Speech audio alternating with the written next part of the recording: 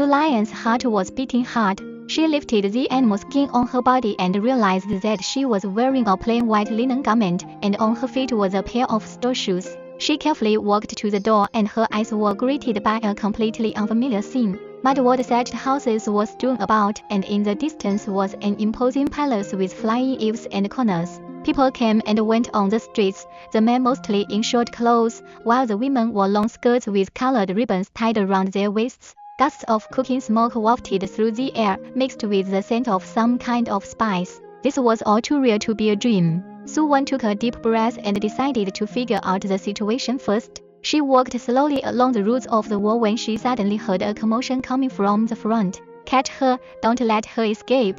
A ragged woman rushed out from the alley, followed by several spear-wielding soldiers. The woman panicked and directly crashed into Su-Wan. Save me!" The woman grabbed Su-Wan's sleeve, her eyes full of panic. "They want to take me to sacrifice to heaven." Before Su-Wan could react, the few soldiers had already chased after her. The leader of the soldiers sized up Su-Wan, and suddenly his face changed dramatically. "Another demoness, catch her!" Only then did Su-Wan realize what the problem was. Her dress looked too strange in this era. She turned around to run, but was stopped in her tracks by another soldier. "Take away!" The soldier waved his hand, and someone immediately stepped forward to press Su-Wan's shoulders. "Wait!" A familiar voice came. Su-Wan looked up and saw that Zizhao was walking quickly. He had changed into a more dignified gown, with golden lines embroidered on his metaphysical robes, and his entire person appeared more and more majestic. "Your Highness the Crown Prince," the soldiers hurriedly saluted. "What's going on here?" Zizhao's gaze lingered on Su-Wan.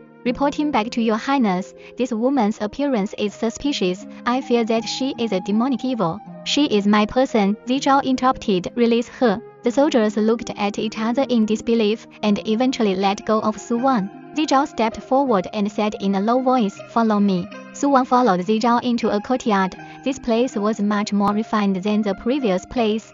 There were a few plum trees planted in the courtyard, and a stone table was set under the tree. "Sit," Zizhao instructed her to sit down on the stone bench. "Now, can you tell me where you came from?" Su-Wan bit her lip. "If I say I came from 3,000 years later, would you believe me?"